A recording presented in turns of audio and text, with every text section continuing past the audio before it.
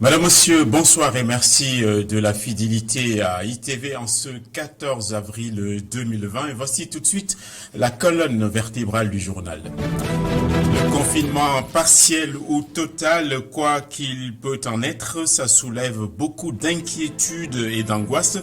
Non seulement tout s'arrête avec les conséquences économiques que l'on sait, mais le confinement suggère aussi que l'on soit dans la sédentarité et l'enfermement dans des maisons dont on connaît le manque d'espace vital pour la plupart, le confinement. Donc, ça ne fait pas l'affaire de tous. Ce que l'on appelle gestes barrières réputés efficaces contre le virus sont-ils entrés dans les mœurs et bien suivis par chacun et par tous? Rien n'est moins sûr. C'est d'autant plus vrai autour de nos marchés où les masques et la distance de sécurité ne sont pas toujours un réflexe simple et naturel. Au moment où l'Europe et l'Amérique sont frappées de plein fouet, l'Afrique résiste plutôt bien face aux événements en cours. Des observateurs l'ont d'ailleurs placé déjà comme futur épicentre. Ces pronostics peuvent être démentis si nous faisons preuve de solidarité et de mitoyenneté en Afrique, d'après l'ancien ministre de la Santé, Abdou Fall. La France est un de ces pays qui a actuellement le monopole de la douleur et reste très vulnérable face au virus. Sa population très âgée perd un lourd tribut, 80% de décès avec les complications de comorbidité. Ce mardi, le bilan en termes de décès a battu des records impressionnants. Le développement de toute la titraille dans un instant.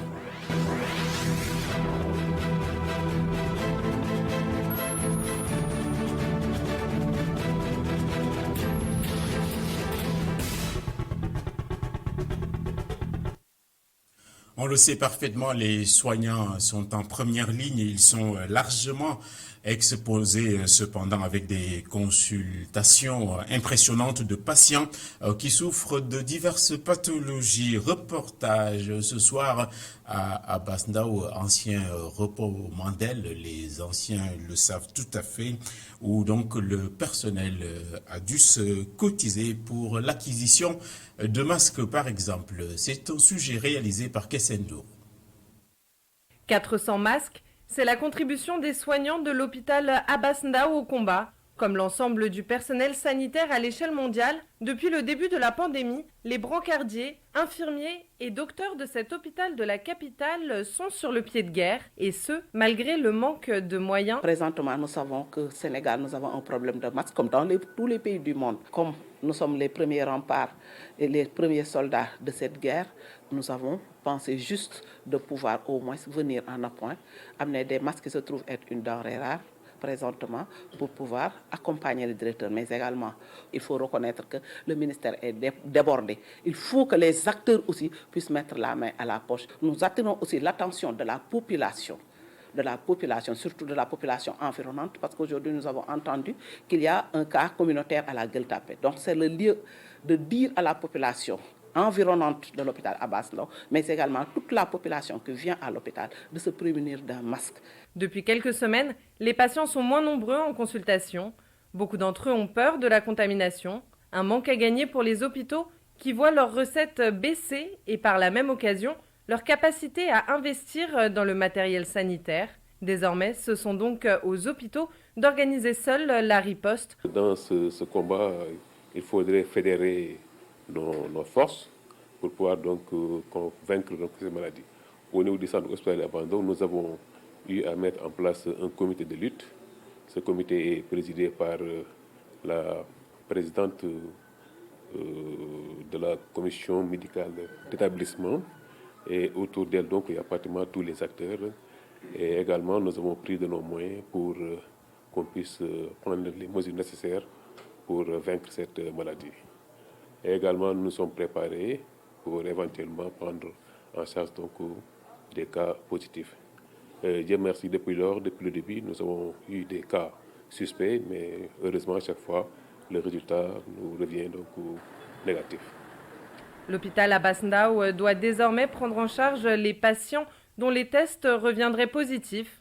Les masques ne sont plus un luxe. Le personnel a joué sa partition Il revient maintenant aux Dakarois, patients ou non, de respecter les gestes barrières et le sacrifice de ces hommes et femmes en blouse blanche ou verte. Une autre barrière, c'est le confinement. L'idée donc de confinement total a été agitée, mais assortie d'une conditionnalité, à savoir que les compatriotes respectent davantage les mesures qui ont été édictées. Mais à y regarder de près, il semble que l'on ne soit pas tout à fait prêt face à cette éventualité, car dans beaucoup de familles sénégalaises, la problématique de la promiscuité est réelle et bien difficile. En outre, beaucoup de gens ici vivent au jour le jour, c'est-à-dire au quotidien. Reportage de Boubacar Dien et Augustin Manda. Si l'on ne respecte pas les mesures de prévention individuelles et collectives, on ira vers un confinement total ou général, a déclaré le chef de l'État lors du lancement des opérations de convoyage de l'aide alimentaire d'urgence le samedi 11 avril. Une idée partagée par ce jeune artiste. Parce que c'est là la solution totale et l'absolue, parce que en fait, ça ne nous arrange pas de rester chez nous au lieu d'aller occuper nos activités.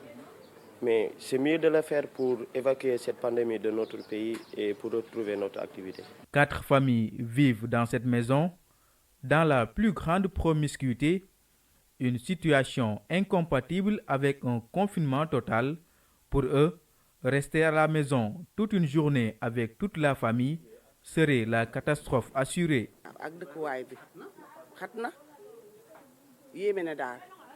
Ici, nous vivons en très grand nombre. Les enfants sont là. Il est même difficile de les retenir dans la maison. Il y a 4 grandes familles dans cette maison. Rien que le couvre-feu nous met à l'épreuve. Le confinement total n'est pas une bonne chose pour nous. À part la promiscuité, ces mères de famille vivent au jour le jour avec sur les épaules une famille à nourrir, un loyer à payer. Elles risquent de tirer le diable par la queue en cas de confinement total.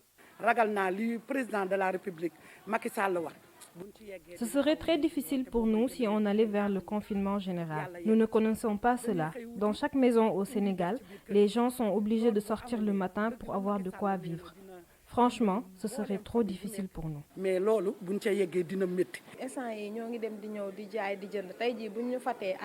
Au petit matin, nous sommes obligés d'aller travailler pour nourrir nos enfants. Et si nous sommes totalement confinés, ça craint vraiment, même si c'est pour notre bien.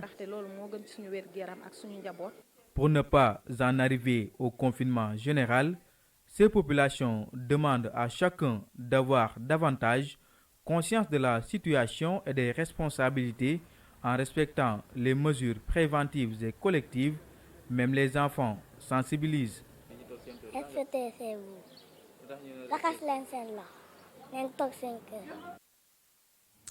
L'excès de confinement peut être donc susceptible de dégrader nos états de santé. Selon l'ancien ministre de la Santé ici au Sénégal, Abdou Fall en l'occurrence, il faut tout faire pour déjouer les prédictions qui font de l'Afrique le futur et le prochain épicentre du virus. Mais cela suppose beaucoup plus de solidarité sur notre continent. Il salue toutefois la résilience notée de l'Afrique face à tout ce qui arrive. On va écouter l'ancien ministre au micro de Cheikh Hassan Fall.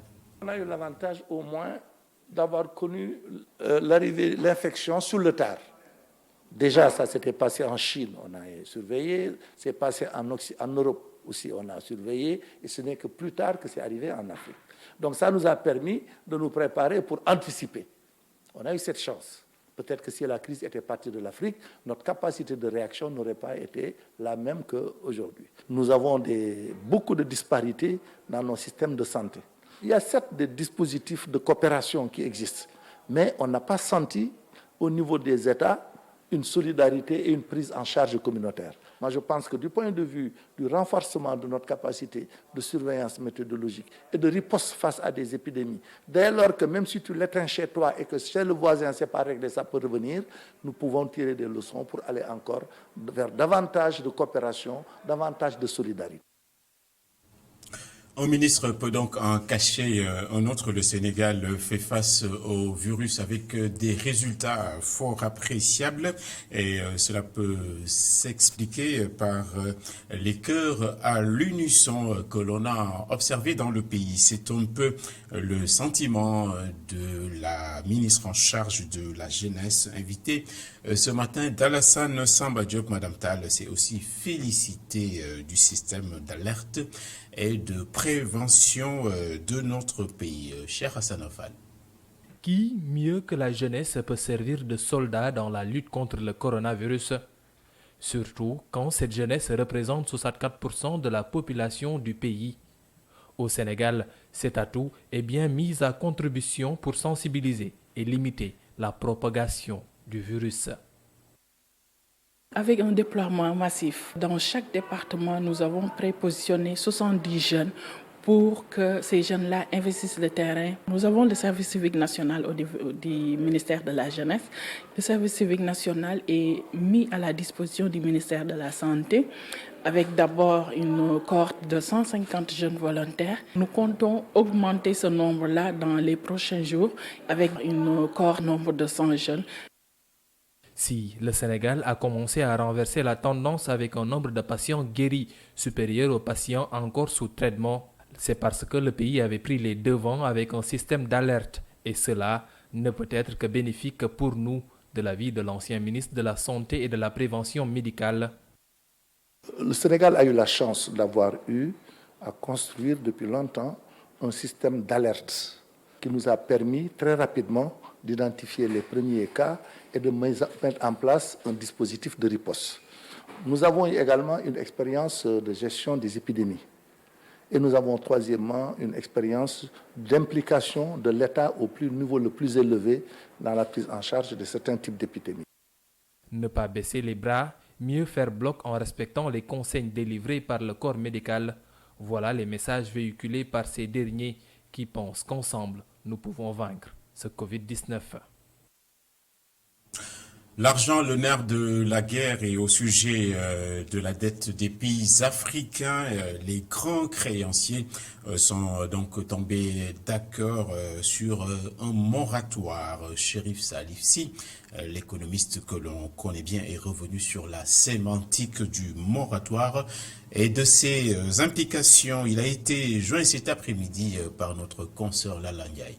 Dans le cadre de relations contractuelles privées, pas publiques, le ou les créanciers peuvent décider de consentir un moratoire en faveur de leurs débiteurs, en l'occurrence les pays africains. On reporte, je dis bien, on reporte alors l'exigibilité de la dette à une date ultérieure. C'est ce que le président Macron, qui a été un porte-voix des pays africains, a demandé à certains créanciers, dont certains sont du Club de Paris, et ils l'ont accepté. Ils l'ont accepté parce qu'avec la pandémie du Covid-19, les pays partenaires et les institutions financières et économiques internationales veulent en réalité anticiper les graves difficultés à venir. Ça, c'est certain. Pour les pays qui vont se retrouver dans une situation de difficulté de paiement immédiat de la dette. Le débiteur, dans ce cas, est censé bénéficier de ce délai afin de pouvoir s'acquitter plus tard de ses obligations. Et par conséquent, le moratoire doit faire l'objet d'un écrit ou d'un avenant au document contractuel du droit de la dette qui a lié les deux partenaires et il est signé par les deux concernés. Mais les conséquences, le paiement de la dette est différé, c'est-à-dire sur la période convenue, 1, 2 ou 3 ans, pour vous permettre de bien encaisser les difficultés dues par la crise, de pouvoir gérer votre économie de façon plus saine et de n'avoir rien à rembourser concernant la dette. La première conséquence et la conséquence la plus importante, c'est celle-là.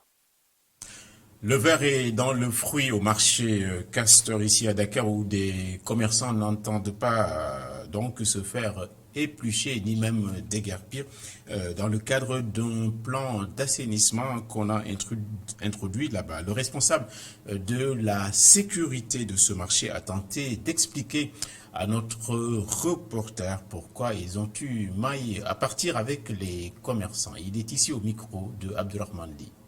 Monsieur le maire, nous avons sécurité marché récemment.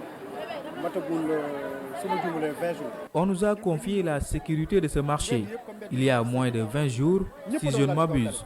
Lorsque je suis venu, j'ai vu des gens qui étalaient leurs marchandises sur la voie publique. Je me suis fixé comme objectif, en tant que chef de la sécurité, d'enlever toute entrave à la circulation des biens et des personnes ici dans ce secteur.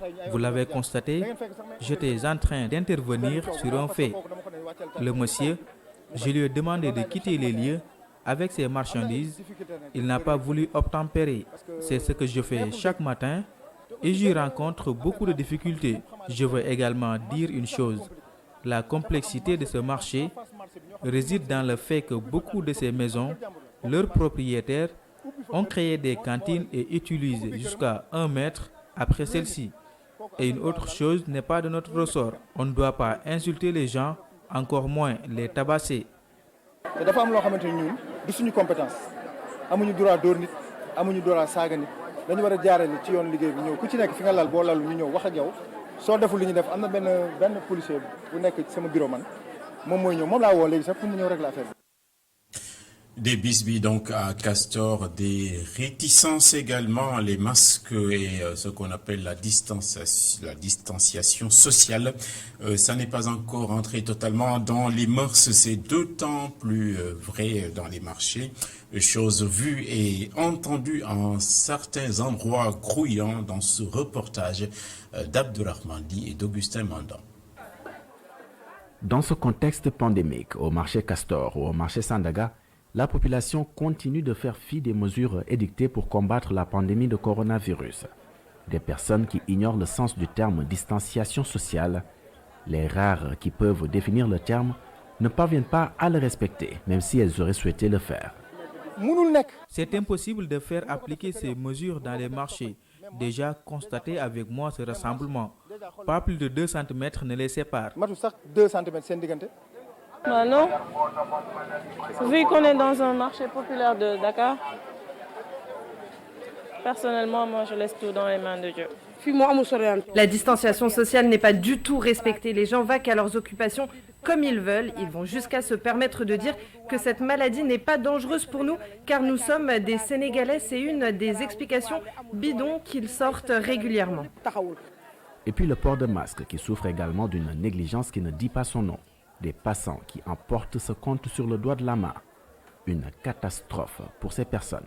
Ceux-là qui ne portent pas de masque savent bel et bien qu'ils doivent en porter.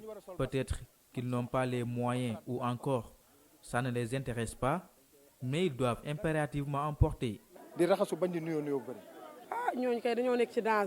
Nous sommes vraiment en danger. Tu es vendeur, tu parles aux clients et tu ne portes pas de masque pour te protéger. Je trouve ça vraiment très dangereux. Ici, dans ce marché, je peux dire que le port du masque, c'est vraiment le cadet de leurs soucis. Ça, c'est une catastrophe avec la maladie qui se propage partout au Sénégal. Les gens doivent prendre des mesures pour porter des masques et de s'éloigner à distance de 1 mètre, c'est plus sûr, quoi. Une population qui ne prend aucune précaution et qui met le fatalisme en avant. Une bombe à retardement, estime celle-ci. Oui, Dieu, c'est avant. Prier, c'est avant. Mais se laver les mains et, comment il dit, respecter ce que le président a dit, je pense que c'est important. Il faut vraiment qu'on fasse notre devoir avant que des problèmes s'en suivent. Évitons le laxisme. Vient ainsi se poser la problématique de la contamination communautaire au Sénégal qui progresse de manière inquiétante.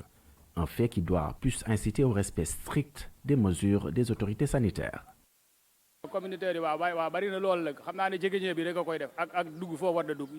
Ça devient inquiétant. En effet, avec les cas communautaires, cela résulte, à mon sens, du non-respect des mesures édictées par les autorités sanitaires.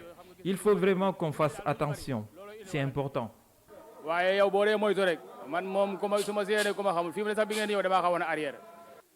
L'arme de la sensibilisation encore mise en avant. Mais pour cette partie de la population, comment sensibiliser des personnes inattentives? Une nouvelle problématique à laquelle il va falloir faire face.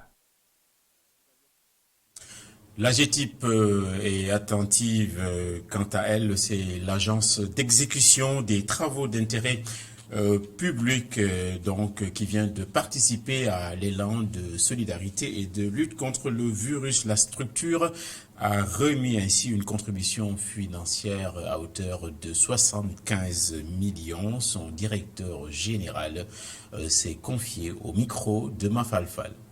Je pense que je peux dire que nous sommes une agence assez spécialisée dans la gestion des crises multiformes. On a eu à jouer un rôle important après la dévaluation du franc CFA, mais on a joué beaucoup de rôles dans la promotion, dans la lutte, dans le changement des comportements de nos populations. Aujourd'hui, nous avons répondu à l'appel de son Excellence le Président Macky Sall.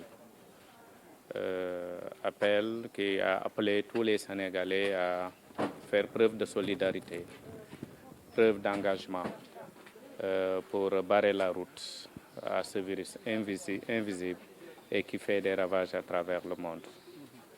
Nous avons un long compagnonnage avec le ministère de la Santé. Le siège que vous avez vu ici, c'est l'œuvre de la GTIP. Nous avons eu à construire énormément d'hôpitaux, de postes de santé, de centres de santé. Donc nous sommes un partenaire de premier plan du ministère. Mais nous sommes là aussi pour l'État du Sénégal. Et nous n'avons pas le droit de rester les bras croisés parce que nous avons un rôle à jouer dans le domaine de la prévention, dans le domaine de la sensibilisation et dans le domaine du changement de comportement. Et à ce stade du journal, nous allons réécouter, on ne peut pas y échapper, la communication quotidienne du ministère de la Santé assurée ce matin par la directrice générale de la Santé qui a relevé que la chambre Covid accueille aujourd'hui, mardi, 8 nouveaux malades. On va l'écouter. Le ministère de la Santé et de l'Action sociale a reçu les examens virologiques ci-dessous. Sur 272 tests réalisés, 8 sont revenus positifs. Il s'agit de 6 cas contacts suivis par nos services, 2 cas issus de la transmission communautaire. 5 patients hospitalisés ont été contrôlés négatifs et déclarés guéris. L'état de santé des patients hospitalisés est stable. À ce jour, 299 cas ont été déclarés positifs, dont 183 guéris, 2 décédés, 1 évacué et donc 113 sous traitement. Le ministère de la Santé et de l'Action sociale exhorte les populations au respect scrupuleux des mesures de prévention individuelle et collective. Et en ces temps de grande incertitude, des langues se délient aussi pour s'offusquer d'une forme de charité très mal ordonnée. C'est un agent commercial en fait et qui a requis l'anonymat, qui vient de dénoncer ce qu'il appelle le mépris de certains patrons, pas tous fort heureusement, qui n'ont pas eu la générosité de procurer des masques. Enfin, écoutez son courroux au micro d'Abdelrahman Ly. Et notre seul problème, c'est que nos responsables, nos dirigeants, les directeurs de société, parce que nous, on est dans le système alimentaire, je suis commercial comme les autres. Mais là, on ne nous a pas encore donné de masques, de gants pour se préserver du maladie. Bon, on nous a remis une fois une masque pour se préserver du maladie, mais des masques qui durent que 3 heures de temps. Pour un salaire misérable, on ne peut pas prendre notre salaire pour aller acheter des paquets de gants et de masques pour se préserver. Mais quand même, on se débrouille pas mal pour se préserver du maladie. Notre seul souci, c'est que nos dirigeants et les responsables, les sociétés privées qui sont ici, qu'ils tournent envers nous, qu'ils nous aident un peu, qu'ils nous accompagnent sur la maladie, mais personne ne le fait. Je parle en connaissance de cause et de toutes les commerciales qui sont ici au Sénégal. Nous tous, c'est le même problème qu'on vit actuellement. C'est le même problème qu'on vit. Oui, ils sont en train de donner de l'argent à l'État, des aides pour accompagner la population sur les maladies. Et nous, on n'a rien. Le minimum, à la fin du mois, ils prennent un 20 000 ou 30 ou 50 000 et disent ah, ça, on vous l'augmente sur votre salaire pour vous accompagner sur la maladie. C'est le momentum à présent pour ce qui s'agit de nos correspondants régionaux. Et ce soir, nous avons aussi bien Diourbel, Saint-Louis que Ziguinchor. À Ziguinchor, nous allons donc tout de suite retrouver Hassan Ba dans la verte Casamance pour nous faire le point de situation là-bas. Bonsoir Hassan. Bonsoir Hassan Gueye, bienvenue à Ziguinchor. La région compte à ce jour un seul patient sous traitement à l'hôpital régional. Il y avait des rumeurs annonçant que la région n'a plus de cas confirmés de coronavirus. Des rumeurs vite démenties par le gouverneur de la région, Gueye Diouf. Après la libération de tous les cas contacts des 3 patients, la région compte de nouveaux cas suspects qui sont mis en isolement. À Elenkin, dans le département d'Oussouy, une pirogue revenant des eaux territoriales guinéennes a été interceptée par la base navale Elenkin. À son bord, 6 personnes de nationalité bissau-guinéenne. Ils ont été placés en quarantaine dans un établissement de la place. À Kafountine, hier, un étranger a été appréhendé et mis en isolement dans un campement réquisitionné par les autorités. Il y a aussi un cas suspect qui a été signalé hier à l'hôpital de la Paix. Il est placé en isolement et les tests sont envoyés à l'Institut Pasteur. Ce matin, à Bignona, les jeunes réunis au sein du comité appelé Katiken Corona a arrêté 10 jeunes bissau-guinéens à bord des motos Jakarta à provenance de la Gambie. Ces jeunes ont été conduits à leur point de départ, la Gambie. Cette interpellation soulève la porosité des frontières avec beaucoup de passages non officiels au niveau des frontières gambiennes et bissau-guinéennes. Dans le domaine du transport, les motos Jakarta sont interdits de transporter les clients, mais il y a toujours des récalcitrants. Dans les marchés, rien n'a changé. Hormis le lavage des mains, la distanciation sociale n'est pas respectée. Merci beaucoup Hassan. Il y a aussi que Gora Ndaklo est en place également pour nous délivrer les toutes dernières informations sur le front du coronavirus. Bonsoir Gora à Diourbel. Bonsoir Hassan et bienvenue à Touba. Alors retenez que dans la capitale du mouridisme, la situation est devenue un peu stable après l'évacuation du malade issu de la transmission communautaire. Au moment où je vous parle, Touba affiche 0 patient à son compteur sous traitement car l'unique patiente qui était la dame hospitalisée au centre de santé de Darou-Marnane a été finalement libérée après avoir été déclarée guérie. D'ailleurs, le centre de traitement des malades a été complètement nettoyé pour qu'il puisse à nouveau ouvrir ses portes au grand public, c'est-à-dire la population de la cité religieuse. Mais cela ne traduit pas que le combat a pris fin, car au moins une vingtaine de personnes sont en quarantaine au campement de Mbaké. Et ces personnes isolées sont tous issus de la famille du dernier patient transféré à Dakar. Alors c'est tout qu'on peut retenir dans la cité sainte de Touba. Merci beaucoup Goran Daklo. Momar Alice Nian, dans une régularité de métronome, est également en position pour nous décrire la situation dans la partie septentrionale du Sénégal. Bonsoir Alice. Bonsoir Hassan. À Saint-Louis, on peut retenir qu'il y a une forte mobilisation des acteurs de la société civile, des délégués de quartier, des conseillers de quartier, qui sont tous impliqués dans la sensibilisation contre cette pandémie qu'est la Covid-19. Au-delà de la sensibilisation qui se fait par voie médiatique à travers les différentes stations radio qui sont dans la place, on note également un fort élan de solidarité avec une collecte très importante qui se fait au niveau des quartiers même, collecte de dons, de détergents, de produits désinfectants, et ces dons sont remis aux populations nécessiteuses qui n'ont pas les moyens en tout cas de s'acheter ces produits-là, et tout cela pour barrer la route à la Covid-19. Nous pouvons parler également de la situation au niveau des marchés de la ville de Saint-Louis, avec le transfert des vendeuses de légumes et de poissons du marché 2 sorts qui sont désormais installés au niveau de la place Abdoulaye Wade, une place beaucoup plus spacieuse. Au niveau du quai de pêche de Diamalaye également, les gargotes, en tout cas tous ceux qui étaient là-bas et qui ne faisaient pas du poisson ont été sommés de quitter les lieux. Leurs hangars, les abris ont été détruits par la municipalité, et toute cette dynamique-là entre dans le cadre de cette lutte contre la pandémie qu'est la Covid-19. Les gens font de leur mieux pour éviter les rassemblements au niveau des lieux dits publics.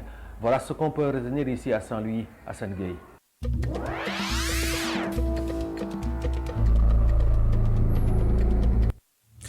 Le virus, aujourd'hui, c'est 2 millions de malades à travers le monde et plus de 120 000 disparitions. La Chine, où l'on note une petite résurgence de la maladie, a approuvé des essais cliniques. Les ministres des Finances ainsi que les banques centrales du G7 sont en faveur, quant à eux, de l'allègement de la dette des pays parmi les plus pauvres. Le virus, on le voit, rend presque le monde inhabitable. Voici le récit d'Amagor Obernian. Depuis le début de la pandémie, près de 2 millions de cas ont été déclarés dans le monde. Ici en Afrique aussi, le virus continue sa propagation. En Algérie, 47 préfectures sur les 48 que compte le pays sont désormais touchées par le coronavirus. L'épidémie a fait 313 morts pour près de 2000 cas confirmés par les autorités algériennes, ce qui fait de l'Algérie le pays du Maghreb le plus touché par le Covid-19. Le pic de l'épidémie n'est pas attendu avant le 20 avril selon un membre du comité scientifique de suivi de l'évolution de la pandémie de coronavirus. Au même moment, le Maroc compte plus de 1700 cas officiellement déclarés pour 126 décès. Des mesures de confinement strictes ont été rapidement prises et ont conduit à de nombreuses arrestations ces derniers jours. 4300 personnes ont été interpellées ce week-end selon un communiqué officiel. Les autorités ont dépêché l'armée pour renforcer les contrôles, mais ces mesures sont difficilement suivies dans les zones de population dense, des zones où l'arrêt des activités économiques a de graves conséquences sur la population qui évolue dans le secteur informel et ne dispose pas de couverture sociale. En Europe, les ministres des Finances et les banquiers centraux du G7 se sont dit favorables à une suspension provisoire des paiements des intérêts de la dette des pays pauvres pour aider ces pays à faire face aux impacts sanitaires et économiques de la pandémie de coronavirus. Dans un communiqué publié à l'issue d'une réunion virtuelle, ils précisent qu'une éventuelle suspension de la dette pour une période déterminée devra recevoir l'aval de tous les créanciers officiels bilatéraux du G20 et comme convenu avec le Club de Paris. En Orient, là où l'épidémie a commencé, la Chine a annoncé ce mardi avoir approuvé des essais cliniques pour 2 vaccins expérimentaux supplémentaires. Les 2 vaccins utilisent des agents pathogènes inactivés selon les explications d'un responsable du ministère chinois de la Science et de la Technologie. Les essais pour l'un des vaccins a été développé à Pékin par la société pharmaceutique chinoise Sinovac Biotech. Un essai approuvé ce lundi par l'Agence chinoise des médicaments et de la sécurité alimentaire. Le deuxième vaccin a également reçu le feu vert. Il a été développé par l'Institut de produits biologiques et l'Institut de virologie de Wuhan.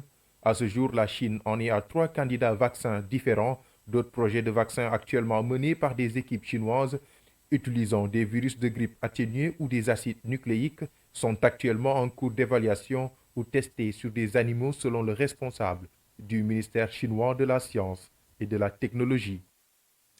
Et puis avant de boucler, on va signaler les morsures du virus en France. Le plus lourd bilan quotidien en termes de décès, c'est arrivé aujourd'hui avec quelques 760 morts causés par le virus, bien sûr. C'est donc presque 16 000 morts dans l'Hexagone qui compte plus de 100 000 contaminations. Et les personnes âgées sont très vulnérables et constituent quasiment 70% des victimes, car présentant ce que les spécialistes appellent des comorbidités, pathologies cardiaques, hypertension, diabète, cancer, entre autres.